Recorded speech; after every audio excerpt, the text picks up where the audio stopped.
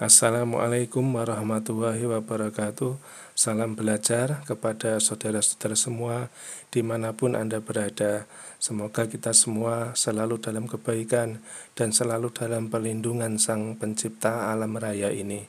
Baiklah, pada kesempatan kali ini kita akan mempelajari atau kupas tuntas dari mulai analisis dengan menggunakan e-views, menggunakan data sekunder, ya, dan kita akan menemui liku-liku ataupun kendala-kendala di dalam analisis data tersebut. Pastilah dalam suatu analisis itu tidak akan berjalan mulus, ya. Sekali analisis kemudian langsung bagus, ya, kemudian tidak ada uji asumsi klasik yang terlanggar, ya, kemudian langsung kita interpretasikan ke dalam bab 45 dan selesai. Itu bisa terjadi, tetapi bisa juga tidak terjadi. Nah, untuk itu kita akan belajar liku-liku ataupun kendala yang mempunyai perbedaan dengan video-video sebelumnya. Nah, kita menggunakan data dari kawan kita yang menggunakan judul pengaruh suku bunga, tingkat inflasi, nilai tukar rupiah, dan harga emas terhadap indeks harga saham Jakarta Islamic Index atau yang disebut dengan JII, ya. Ini ada salah, sekalian saya betulkan. Nah, baik saudara-saudara, kalau dalam penulisan yang baik itu harusnya ini ada jeda, ya, antara subjudul dengan teks, ya. Sama di sini di bab 1 juga begitu, ini juga harusnya seperti ini. Nah, ini pengetahuan tambahan, ya. Tapi bagi perguruan tinggi lain, fakultas lain mungkin ada perbedaan. Nah, di dalam buku panduan skripsi itulah yang benar. Nah, ini khusus untuk di lingkungan kami, ya. Nah, supaya lebih rapi. Nah, kemudian kita sudah bisa mengetahui, ya, variabel-variabel yang digunakan itu muncul di dalam judul. Adapun periode waktunya adalah 2010 sampai 2018. Ya, berarti ada berapa tahun ini? 10, 11, 12, 13, 14, 15, 16, 17, 18. Ada 9 tahun, ya, kita ingat ini, ya, ring waktunya. Kemudian adapun rumusan masalah itu pasti Anda sudah mengetahui, ya. Yang paling pokok adalah 4 ini, ya. Kalau ini mesti kita akan dapatkan di UGF, ya. 4 ini aja yang sebetulnya boleh, ya. Yang wajib, ya. Kalau 5 ini boleh. Sebetulnya kalau 5 ini ditampilin harusnya satu lagi sekalian, mana di antara keempat variabel independen ini yang paling dominan berpengaruh terhadap Y mana, umpamanya kalau mau ditambah, ya. Jadi seperti itu.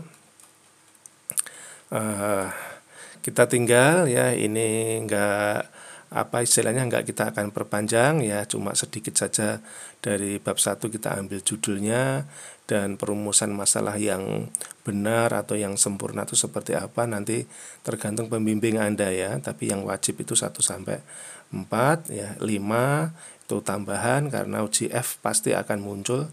Kemudian yang ke-6 itu dominasi dari mana variabel ini yang paling berpengaruh terhadap itu mana, ya, itu bisa.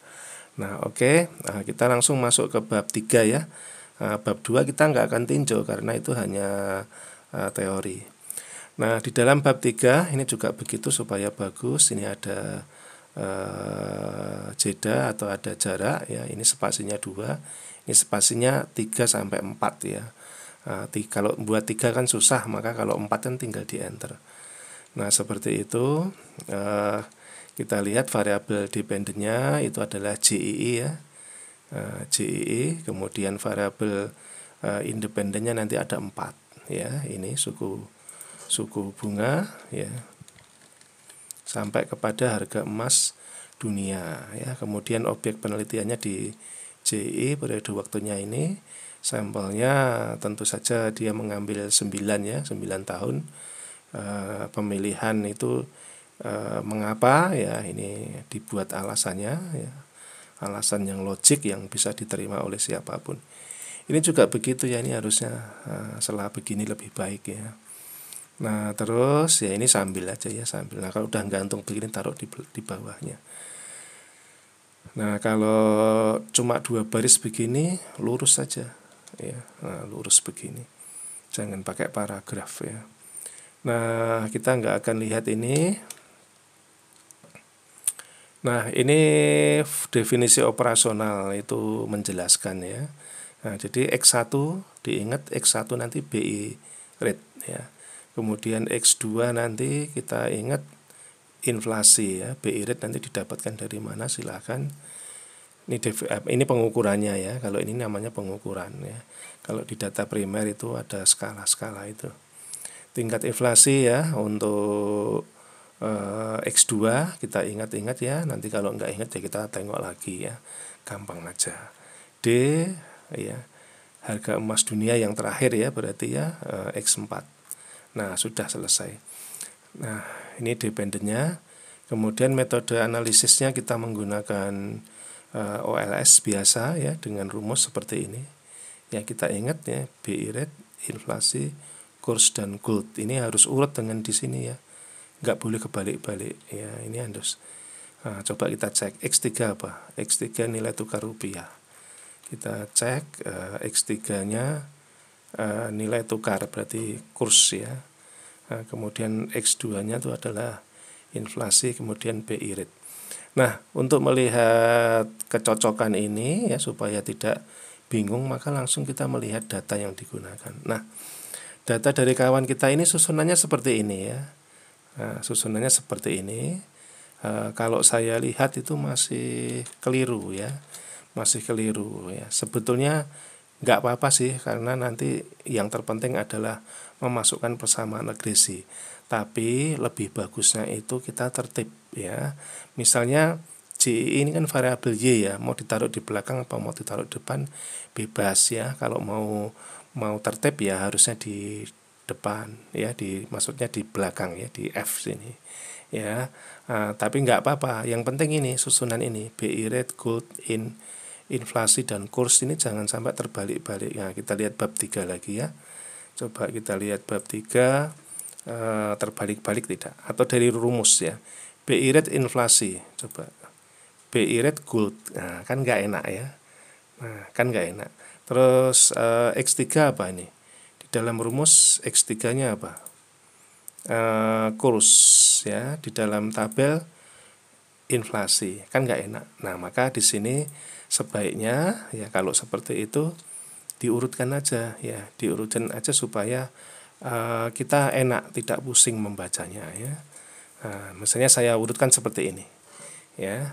Nah total data ada 108 ya. Ini kan 109 dikurangi 1, ini kan ada A baris pertama A1 sampai K1, ini kan cuma keterangan ya.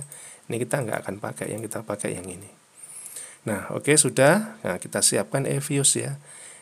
Saya sarankan EViews minimal versi 7. Versi 7 ini paling mudah diinstal ya.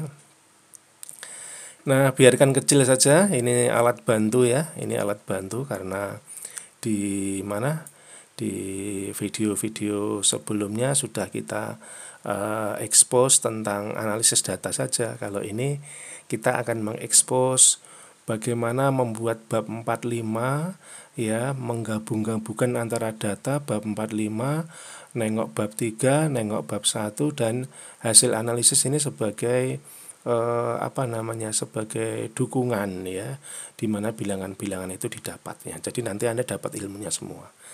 Nah baik, ini kita kecilin aja, nggak apa-apa, nggak usah harus dibesarkan, nanti nutupi ya. Nah baik, pertama file new ya, work file. Kemudian kita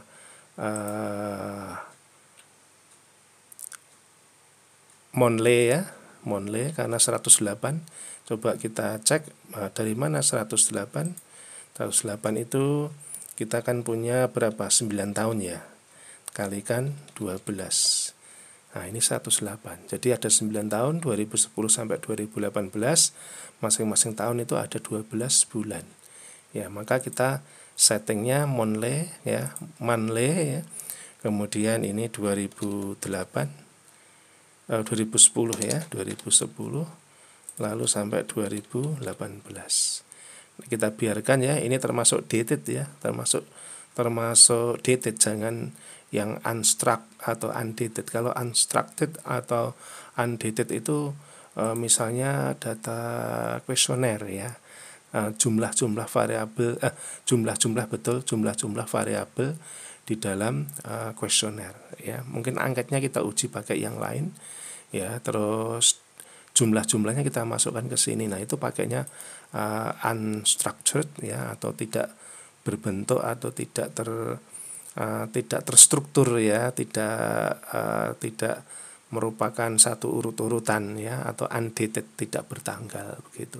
Kalau kita meskipun seperti ini tetap dated ya, tetap dated karena ada urut-urutan waktu tertentu. Nah, begitu Anda oke ya, Anda akan diberikan satu range ya dan sampel ya. Ini ada 108 OBS, itu observation ya, observation. Jadi itu udah benar gitu ya, sesuai dengan kalkulator kita kan. Nah, sesudah itu langkah berikutnya kita masih ingat ya, di video-video sebelumnya kita ketik data. Nah, setelah kita ketik data, kita masuk ke Excel. Yang kita copy jangan yang ini ya, karena nanti urut-urutannya bingung ya. Anda urutkan seperti ini, Anda pilih yang seperti ini, karena ini sudah saya urutkan.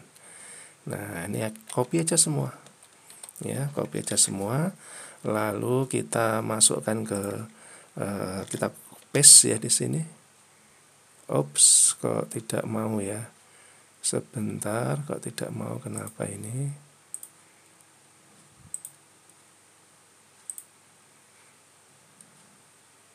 Sebentar.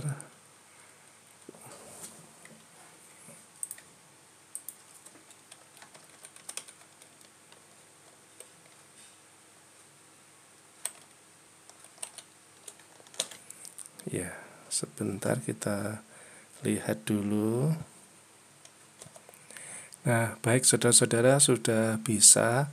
Tadi masalahnya kalau NA ya, not available maksudnya, itu Anda close saja semua lagi sampai ke program ya, keluar dari eViews, terus nanti Anda ulang ya. Jadi sebabnya saya belum menemukan, tapi dengan cara begitu bisa ya. Jadi kita close semua, ini close ya, terus ini juga close ya, enggak simpen, tidak usah ya. Terus nanti masuk lagi, panggil eViews, terus diatur seperti perintah saya tadi, monthly, kemudian 2010-2018, kemudian oke, kemudian paste di sini ya. Nah, nanti langsung bisa. Nah, setelah itu kita buat nama variabelnya ya, dinaikkan sedikit apa namanya ini, scroll Anda, nanti akan muncul share ini ya. Nah, kita beri nama ya, sesuai dengan ini ya. Kalau Anda nggak ingin nulis ya tinggal di copy aja sih ya. Oh, tapi tidak mau ya, nulis saja. Nulis JII kecil nggak apa-apa, nanti dibesarkan oleh komputer sendiri. Setelah JII apa, kita harus ikut ini ya, sesuai dengan persamaan dan sesuai di bab 3 ya, supaya kita mudah ya. BI rate ya, BI Anda pakai begini nggak apa-apa ya, pakai underscore ya, biar lebih bagus ya. Kemudian apalagi inflasi, INF ya. Kemudian apalagi kurs dan gold ya, kurs dan gold. Nah, sudah selesai. Ini disimpan boleh. Nanti kalau disimpan ini ada nama Anda ya. Kalau nyimpen pakai nama yang bagus ya. Data penelitian, nama Anda, fakultas ekonomi atau fakultas teknik atau fakultas kedokteran atau apa ya. Kan variabelnya beda-beda nanti kalau tiap-tiap fakultas ya. Di pendidikan juga bisa, psikologi juga bisa ya. Tapi ini EVIS ini memang di data sekunder ini cocok banget gitu ya. Kalau psikologi ya tentunya menggunakan Smart PLS ya, atau AMOS ya, atau SPSS ya, menyesuaikan. Nah, baik, di sini sudah selesai semua analisisnya. Kemudian cara menganalisis yang pertama adalah kita masukkan ini ya, kita tinggal ini datanya ini, biar aja di situ, atau Anda sembunyikan pun tidak apa-apa ya, disembunyikan.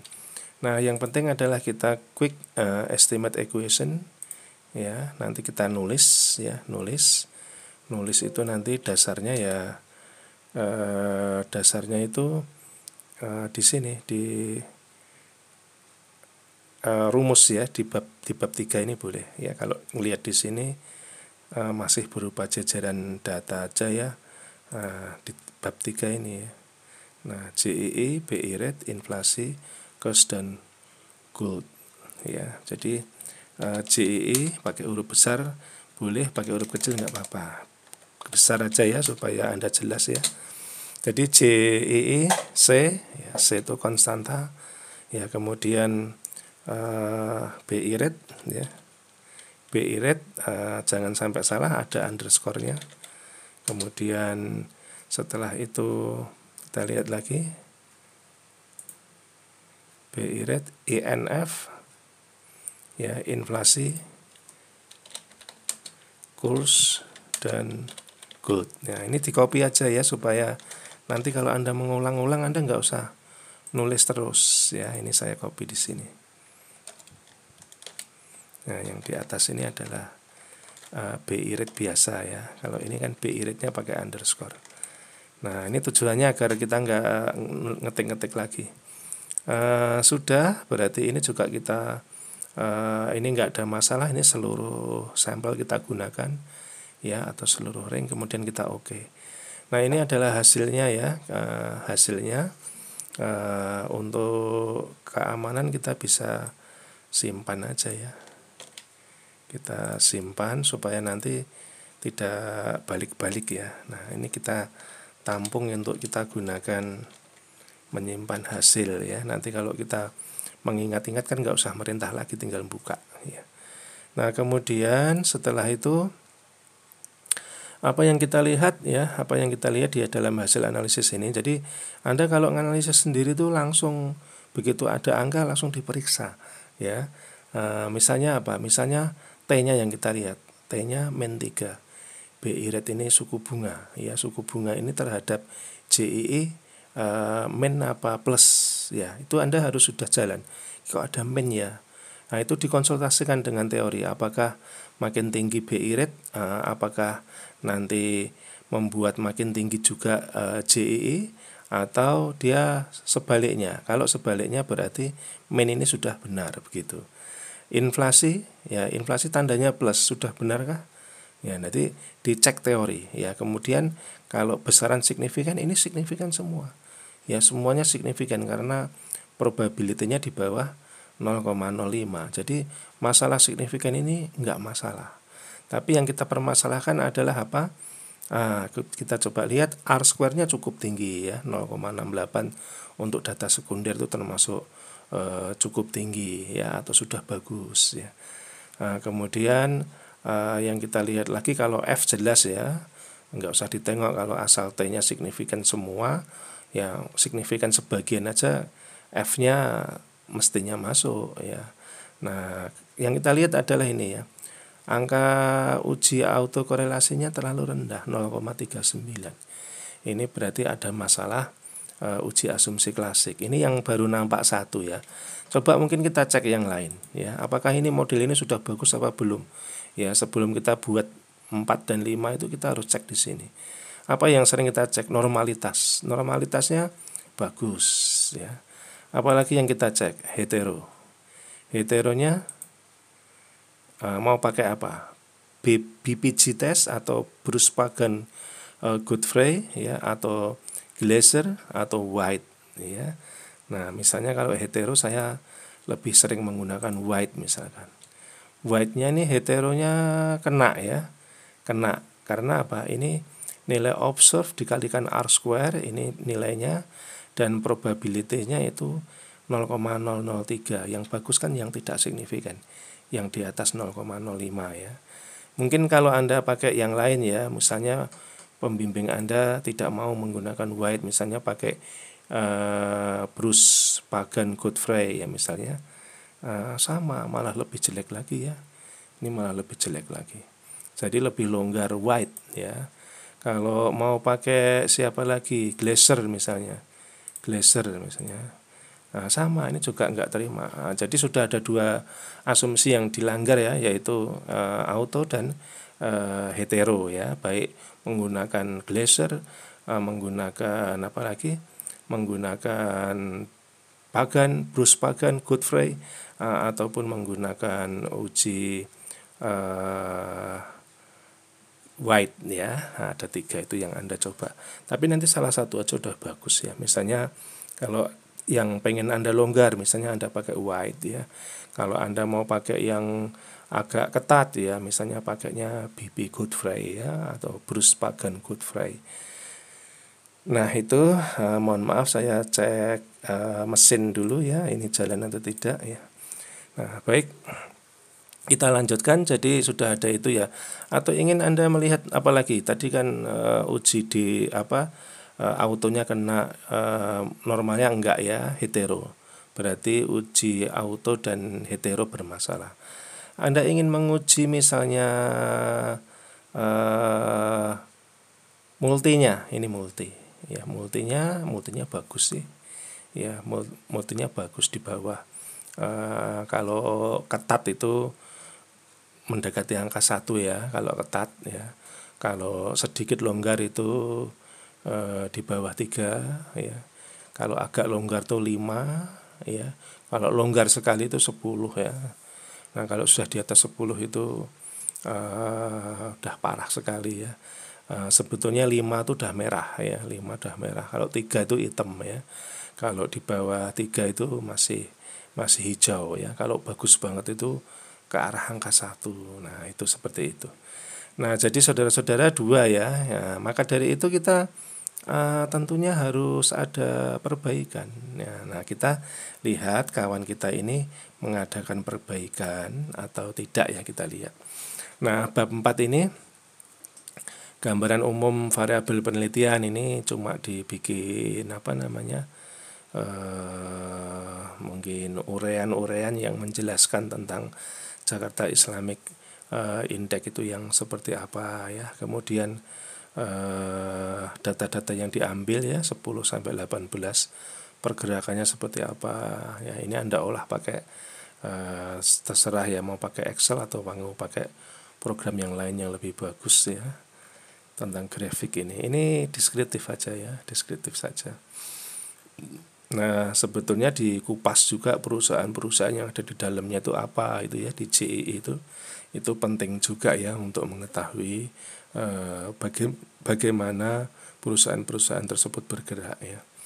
Nah, kemudian ini suku bunga dan lain sebagainya ya, silahkan, ini deskriptif. Kita langsung menuju ke analisis data yang kuantitatif ya. Ini yang terakhir. Oh, ini terakhirnya emas ya, harga emas ya, cukup panjang ya deskriptifnya. Ini harga emas yang terakhir.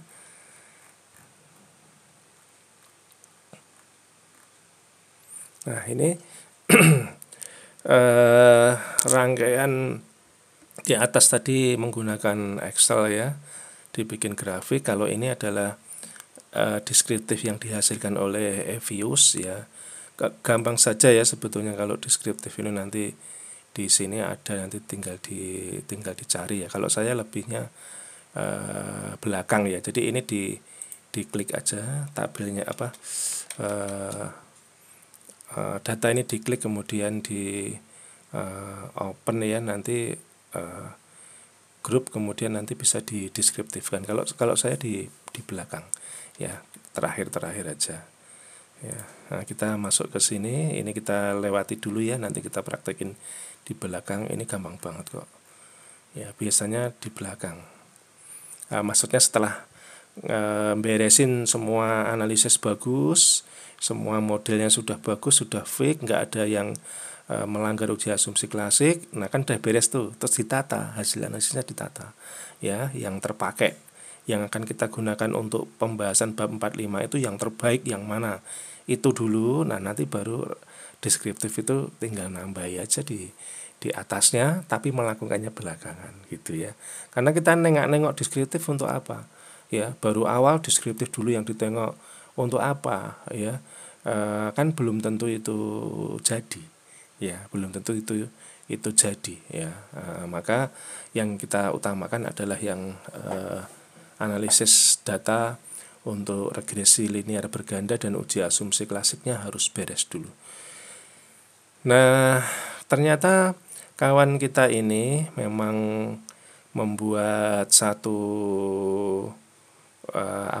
satu pemodelan yang dimodifikasi ya, ditransformasi kalau di SPSS itu ya, dengan cara kita lihat seperti ini ya. Ini tidak masalah, harusnya awalnya ditampilkan dulu ya. Jadi hasil awal ini ditampilkan dulu. Tabel 421 ini isinya adalah yang masih regresi yang pertama, yang ini. Ya, yang R-nya 0,68 ini dan masih menggunakan rumus ini. Ya, kalau rumus yang berikutnya ini kan kita tambah ya. Kita tambah. Jadi alasannya kenapa kok kita melakukan satu pemodelan yang ditransformasi ya. Jadi ini kita lihat ya, kita lihat apakah alasannya diberikan. Ya, hasil uji regresi berganda pertama di atas. Kalau ini bukan yang pertama, ini yang kedua. Menggunakan tahap fundasi data log untuk menyamakan satuan. Jadi gini, karena kita ingin menyamakan satuan ya, supaya datanya lebih halus ya, bukan akurat tetapi lebih halus. Jadi ini mohon maaf ya, ini kita komentari secara terperinci. Dulu memang saya pengujinya ya, tetapi untuk kecil-kecil kan nggak mungkin ya saya merevisi sangat kecil-kecil, itu tidak mungkin ya, karena datang langsung diberi skripsi atau penelitiannya langsung suruh ngomentari, kan banyak yang lewat ya. Nah, tapi kalau di sini kan kita kupas ya, jadi tidak apa-apa, ini untuk perbaikan kawan kita dan manfaatnya untuk teman-teman yang belum. Jadi nanti kawan kita ini dapat pahala gitu, dapat pahala, dan yang penting dia udah lulus dan melakukannya sudah benar kok ya, cuma salah-salah kecil kan biasa ya. Jadi ini hasilnya tuh yang lebih, karena disamakan tuh biar datanya halus ya, biar datanya itu terdistribusi dengan satuan-satuan yang mirip ya, atau tidak berbeda jauh antara satu variabel dengan variabel yang lain, yang menyebabkan data itu mempunyai masalah-masalah di dalam uji asumsi ya, begitu. Nah, jadi kalau kita lihat ya, ini yang kedua, ini yang ketiga ya. Jadi ini yang kedua ya. Yang kedua ini kita ikuti aja. JII itu di log ya, kemudian course dan gold itu di log ya. Mungkin kita bisa lihat alasannya kenapa ya, karena mungkin JII ini dengan BI rate dan inflasi ya, itu kan bilangannya terlalu gede ya. Ini kan terlalu gede, meskipun datanya ini sudah normal sih, tidak dihaluskan pun nggak apa-apa ya, tidak dihaluskan pun tidak apa-apa, tidak usah di log itu, ini nggak apa-apa. Masalahnya tuh cuma hetero kok ya, hetero dan auto, masalahnya tuh kan itu ya. Kalau normal kan normalnya kan oke ya. Jadi kalau normalnya oke, sebetulnya tidak usah dihaluskan tuh nggak apa-apa. Ini bilangannya masih cakep ini ya, tidak ada yang nilai-nilai minus ya. Dan ini 6 itu kan 444 itu kalau dibagi 6 itu cuma berapa kali lipat ya kan. Nah 9.000 itu juga berapa ya, kan tidak terlalu. Kalau datanya udah jutaan ya, mungkin miliar lah, di sini mungkin 6, ya. Nah itu mungkin terlalu jomplang, dia datanya nggak normal ya, tapi nggak apa-apa ya, kita ikuti alur cerita dari kawan kita ini, karena bagaimanapun dia sudah berkonsultasi dengan pembimbing dan itulah yang terbaik yang dikerjakan ya, sesuai saran. Nah, baik ya, ini kita lock, ini kita lock, ini kita lock, ini kita lock, karena supaya untuk menyamai satuan yang ada di BI rate dan inflation, maksudnya begitu ya. Nah, itu saudara-saudara, ini kita bikin rumus di sini nanti biar ngopi ya, atau tidak usah, tidak apa-apa ya, kita pakai yang wajar aja, pakai jalan yang biasa aja. Nah, ini quick estimate equation ya. Nah, ini kan hilang ini setelah kita close tadi, hilang, makanya kita harus punya di Word ini ya, simpenan rumus di Word ini supaya Anda bisa tinggal ngopi begini. Nah, ini tinggal ditambahi log aja, log GII ya. Kalau Anda mau nggak nulis lagi, ini di copy dari sini. Apa yang di log tadi, course, tutup kurung ya, jangan lupa. Kemudian gold, tutup kurung lagi. Nah, ini kita lihat.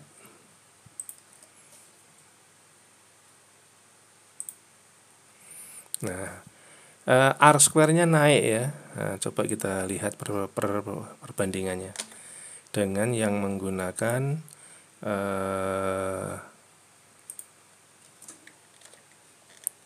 log ya. Nah, ini kita bisa ganti ya, ini kita bisa ganti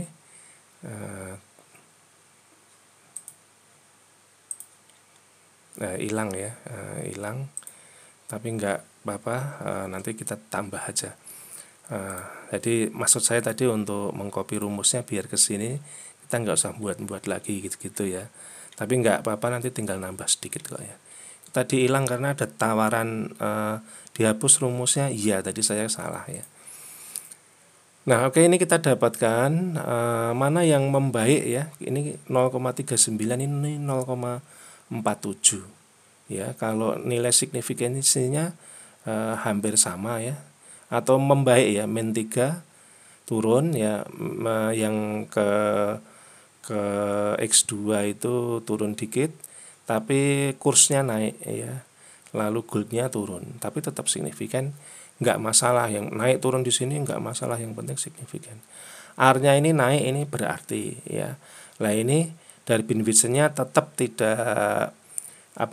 tidak membaik ya, maksudnya begini, tetap kena uji autokorelasi ya, karena dia kan di antara 1,5 sampai 2,5 gitu. 1,5 sampai 2,5 itu baru bagus di antara itu. Nah, ini masih di bawah 1, tapi ini sudah membaik ya, ada perbaikan, tetapi tidak menyolok. Memang karena perubahan log ini hanya untuk normalitas ya, hanya untuk normalitas, tapi untuk autokorelasi ini dia tidak memperbaiki. Nah, ini obatnya di sini nanti. Kita lihat bab 4-nya kawan kita. Ini sama ya. Nah, ini tahap yang sudah analisis yang kedua ini ya, analisis yang kedua ya, bukan yang pertama ya, bukan yang pertama ya. Nah, sudah. Kemudian kita dengan melihat keadaan seperti itu, maka kita gunakan lag ya. Jadi variabel Y itu diplesetkan 1 bulan ya, 1 bulan GII min 1 ya. Jadi coba kita lihat penjelasannya.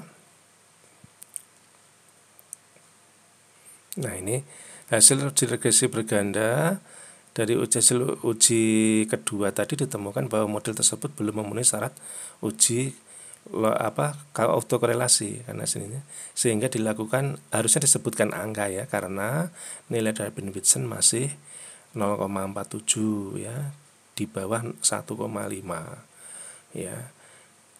Nah, sehingga perlu dilakukan pengujian berikutnya yang bertujuan untuk menghilangkan autokorelasi dengan cara lag 1 periode variabel dependent ya, lag 1 periode, yang paling aman satu periode ya, 1 periode atau 1 waktu. Nah, ini rumusnya ya. Rumusnya yang tadi sayangnya terhapus ya. Nah, baik, tidak apa-apa. Kita langsung aja estimate equation. Rumusnya kita ngopi di sini lagi. Nanti jangan sampai terhapus ya. Ini masuk ke sini. Gini. Tadi ya, kita ulang ya yang tadi hilang.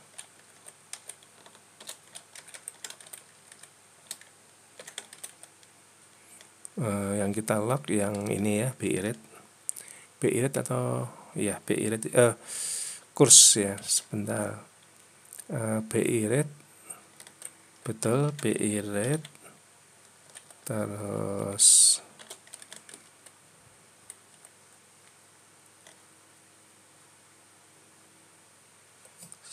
bukan BI rate-nya sudah kecil kok ya, sudah kecil. Kurs dan gold ya, kita kurung ya, makanya harusnya kita simpen tadi ya. Nah, ini sebelum kita analisis kita simpen dulu. Nah, ini yang regresi yang kedua, yang ini kan. Nah, ini terus sekarang yang ketiga. Yang ketiga kita tambah ya, rumusnya masih kita tambah JII min 1 ya. Coba kita lihat kurungnya disesuaikan di sini ya. Ini jejaknya ada kan, JII dalam kurung min 1 ya. Nah, ini kita bikin JII dalam kurung 1. Nah, ini kita copy lagi. Nanti kalau hilang bisa kita tinggal mengcopy dari Word ya. Nah, kemudian sudah seperti ini, kita oke saja. Rumusnya sudah benar, delete untitled question no ya. Sebentar.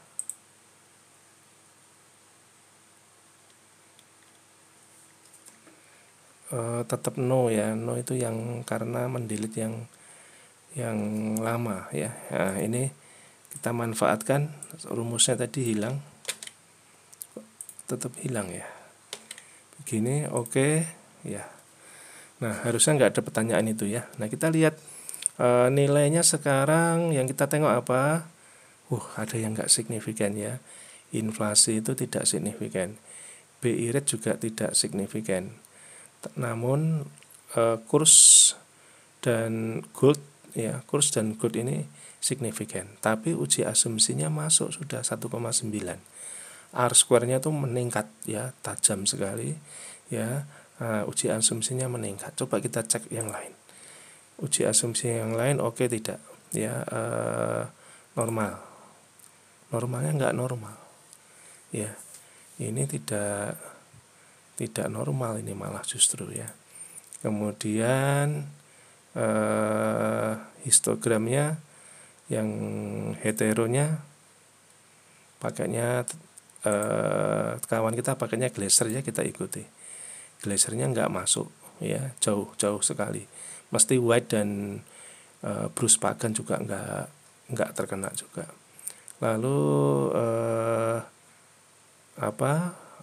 multinya di bawah 10 ya. Ini ada 6, ini sebetulnya kalau di program lain seperti Smart PLS itu masuk ya, udah merah ini. Tapi kita pakainya Imam Ghazali ya, pakainya varian inflation factor di bawah 10 itu enggak masalah ya. Jadi ini hanya terkena data enggak normal ya. Data enggak normal. Kita lihat apakah kawan kita ini menyadari kalau datanya tidak normal, apakah ini yang dipakai atau mau di treatment ya. Nah, ini. Nah, ternyata ini yang di treatment ya. Ini yang di treatment, meskipun ada yang tidak signifikan, tapi karena uji asumsi klasiknya dianggap lebih baik ya, maka hasil analisis ini ya yang digunakan ya. Hasil analisis inilah yang dipakai untuk membuat bab 4 dan bab 5 ya. Sebetulnya kalau mau ingin terus ya uji normalitasnya kita kita treatment lagi ya, mungkin dengan cara memotong data ya, seperti yang seperti yang dilakukan di video-video sebelumnya itu. Sampelnya ini kita mainkan ya, kita mainkan di tahun-tahun berapa, misalnya mulainya tahun yang 10 kita nggak pakai ya, misalnya seperti itu ya. Misalnya ini ya, misalnya ini kita coba ya. Seperti ini kan dia nilainya turun ya, ini turun juga. Ini nilainya membaik di sini, tapi log dan ini malah tidak ada yang signifikan, berarti tidak bagus ya. Maka ini kita kembalikan lagi ya. Ini berarti tahun 2010 itu diikutkan ya. Ini Evius minta rumusnya lagi, tinggal kita ketikkan ya. Begitu ya. Yang 11 ini tadi nggak masuk, kembalikan lagi 10. Mungkin sampai 2017 saja, mungkin begitu ya. Kita lihat ya, ini 2 ya, ini bagus ya, ini bagus, ini bagus, ini tetap nggak bagus, sama seperti yang pertama. Ininya juga sama, tapi dari beneficientnya bagus. Coba kita lihat normalitasnya. Nah, normalitasnya turun sedikit ya. Tadi kan 11 ya, ini sekarang 10. Nah, begitu seterusnya ya, begitu seterusnya. Mungkin Anda menguranginya tidak per tahun ya, mungkin ini yang Anda mainkan di sini, jangan di 12. Nah, untuk biar nggak nebak-nebak itu Anda harus lihat datanya ini, mana yang mempunyai fluktuasi yang tidak wajar ya, dalam bulan-bulan itu yang tidak wajar, mungkin kita bisa potong. Tetapi pemotongannya nggak boleh acak ya. Misalnya ini bulan kedua di tahun 2010, terus nanti bulan ke-8 di tahun 2010, terus nanti bulan ke-8 lagi di tahun 2000 berapa, itu tidak boleh. Kalau datanya runtut waktu, itu Anda harus urut aja ya, urut aja, misalnya satu ini aja ya. Ya, ataupun kalau 2 ring itu misalnya di sini ya, di awal sama di mana gitu ya. Anda alasannya karena ada fluktuasi atau ada kejadian, misalnya kejadian yang tidak biasa ya, seperti pemilu mungkin ya, itu membuat harga-harga menjadi naik ya. Kemudian inflasi kan inflasinya kan menjadi terganggu ya. Kemudian harga emas misalnya ini musim corona ini kan ya, seluruh dunia harga emas kan jadi nggak wajar. Nah, itu kita keluarkan dari sampel ya, karena itu akan mengganggu. Nah, bisa jadi seperti itu. Nah, anggap saja kawan kita ini tidak menghiraukan uji normalitas karena di treatment mungkin udah nggak bisa lagi ya, maka menggunakan dasar teori lain ya. Ada kok teori yang lain itu, asal datanya itu di atas 100 itu sudah dianggap normal ya. Apalagi data-data keuangan memang sifatnya seperti itu ya, jarang sekali yang normal ya. Atau kalau mau uji yang lebih menyelamatkan semua uji asumsi, itu Anda menggunakan SPSS. Nah, itu kemudian gunakan analisis ini ya, analisis probabilistic linear model ya. Jadi analisis PLM itu ya. Jadi cuma menurut teori itu agak lemah ya, karena semua data itu dirasiokan ya. Ya, tapi semua akan sembuh tuh, karena nggak ada uji asumsinya ya, nggak ada uji asumsinya. Cara analisisnya agak rumit ya, tetapi penjelasannya memang lebih mudah ya. Nah, itu di Gujarati itu di bab 14 ke atas itu ya. Di S1 tuh kelihatannya nggak diajarin ya. Nah, maka di S1 juga jarang yang memakai itu ya. Tapi kalau Anda ketemu pengolah data yang banyak baca, itu bisa dilakukan itu ya dengan cara Gujarati dia bab 14-15 itu kalau data Anda penyakitan ya, data Anda melanggar semua uji asumsi klasik, uji T-nya nggak ada yang signifikan, R-nya rendah sekali ya, atau R-nya tinggi sekali karena ada penyakit ya, nah maka menggunakan LPM itu ya, linear probabilistic model itu akan menjadi sembuh ya, biasanya begitu. Nah ini kita nggak melakukan ke sana, entah nanti kawan kita nanti menggunakan alasan apa. Kemungkinan yang terbesar adalah alasannya central limit theorem, yaitu N-nya di atas 100 dianggap normal, ya begitu. Nah baik, ini kita berikan penjelasan ya, berarti model yang dipakai adalah model yang ini ya. Nah ini belum kita masukkan ke Word ya. Ini tetap, nah ini kita copy, terus masukkan ke Word ya. Nah begini, ini yang kita komentari ya, ini yang kita komentari ke dalam bab 45. Nah ini caranya diartikan ya, biasa seperti biasa di SPSS maupun di Smart PLS maupun di FU sama aja, ini ngomentari persamaan regresi. Persamaannya cuma ada satu karena tidak ada intervening ya. Nah kemudian yang uji F dulu ya, monggo mau F dulu mau T dulu ya. Pembimbing bagaimana mengarahkannya.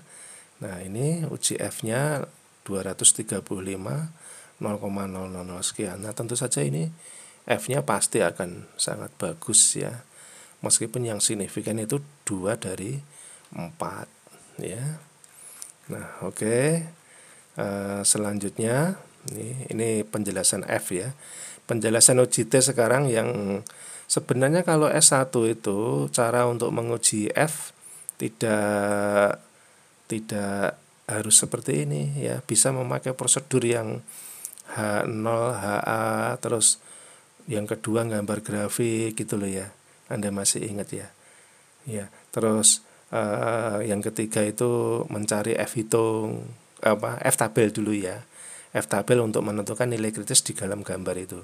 Terus F hitung sama dengan rumusnya apa, terus D itu ya, yang keempat itu F hitungnya ketemu. Terus yang kelima atau E itu biasanya F hitung lebih besar atau lebih kecil F tabel begitu. Itu kalau S1 standarnya begitu ya. Kalau model seperti ini itu model penjelasan di S2 itu lebih ringkas ya.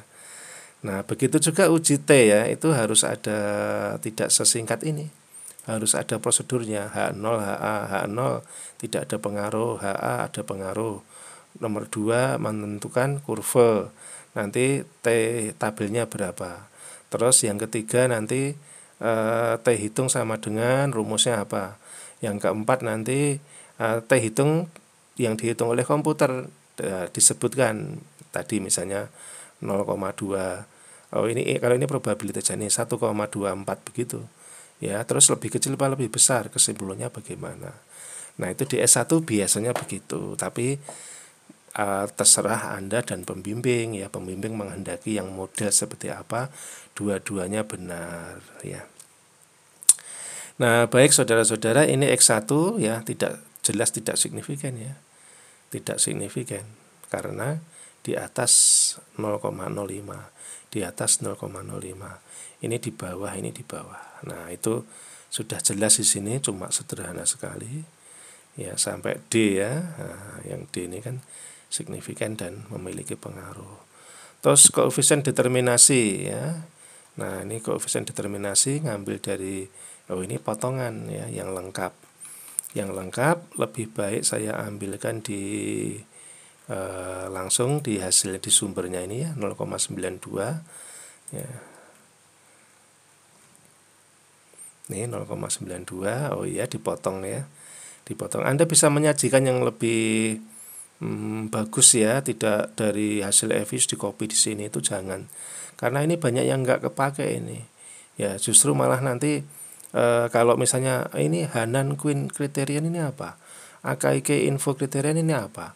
Squash criterion ini apa? Kalau ditanyain bagaimana? Gitu. Nah, maka Anda berdasarkan bahan hasil analisis di EViews ini, Anda cuplei aja yang penting-penting. Ya, Anda tulis sendiri, Anda ramu sendiri. Nah, seperti itu. Ini 192 berarti cuma 8% yang mempengaruhi GEE. Nah, berbicara uji asumsi klasik sekarang. Uji asumsi klasik yang dicari yang pertama itu FIF ya. Kalau saya ya lebih ke normalitasnya ya. Normalitasnya baru multi ya. Mungkin ini tidak dimunculkan ya. Coba analisisnya apa? Oh, ini normalitasnya yang kedua ya. Normal apa enggak? Tidak normal kan? Ya, coba nanti kita tengok ya. FIF dulu, enggak apa-apa, tergantung sumber bacaan Anda dan dosen pembimbing Anda bagaimana. FIF caranya masih ingat ya, view, kemudian coefficient, variance inflation factor, FIF ya. Hasilnya ini ya, masukkan. Jangan persis ya, jangan persis kan yang dipakai cuma ini aja. Ya, tidak usah dimunculkan semua. Ya, tapi kalau pembimbing Anda mau dan senang ya enggak apa-apa. Ya, cukup ini aja boleh kok sebetulnya ya. Nanti bilangan ini melihat di lampiran begitu. Nah, enggak ada multi ini. Ya, di bab 3 tentunya sudah dikasih dasar teorinya ya. Nah, normalitasnya ini model regresi yang baik adalah distribusi data normal mendekati normal. Dalam ini menggunakan pengujian ini dilakukan dengan melihat nilai probabilitas sebesar, maka dapat dikatakan variabel terikat dan bebas terdistribusi secara normal. Berikut ini adalah hasil pengujian.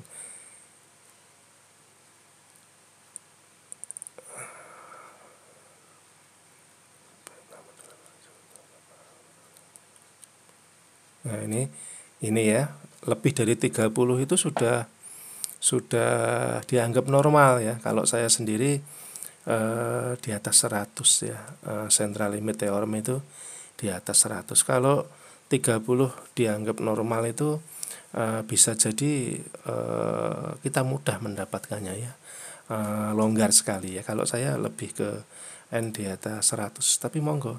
Kalau ada dasar teorinya nggak apa-apa. Saya juga menggunakan dasar teori yang lain ya. Nah, jadi ini yang digunakan ya. Saya belum membaca ya selama pengujian kemarin itu saya nggak membaca sampai sini ya. Kemudian uji autonya itu menggunakan Bruce Godfrey ya. Digunakan Bruce Godfrey ya, berarti view residual hetero ya. Apa ini tadi? Autonya ya, autonya pakainya Bruce Godfrey ya, bukan Darwin Whitson. Ya, coba kita lihat, kita coba ya, serial correlation, oke. Nah, ini ya, Bruce Godfrey serial correlation LM test. Probability-nya 0,9, bagus banget ini, tidak ada autokorelasi ya. Pakai Darwin Whitson juga boleh, 1,5 sampai 2,5. Nah, itu cara mendapatkannya ya, uji autokorelasinya. Uji heteronya menggunakan Glaser. Nah, cara mencarinya, uji heteronya menggunakan Glaser view residual histogram. Ini ada milih ya. Saya lebih suka white ya. Glaser ini teman Anda menggunakan Glaser, tinggal klik aja. Nilai ini yang tengah yang dibaca ya, 0,599, di atas 0,05 jauh, jadi tidak ada hetero. Ya, itu hasil analisis regresi bergandanya lengkap dengan uji asumsi klasik berbagai rupa ya. Log juga kita lakukan, lag juga kita lakukan. Untuk pembahasan saya kira hampir sama ya dengan yang saya jelaskan di video-video sebelumnya. Baik, terima kasih untuk perhatiannya.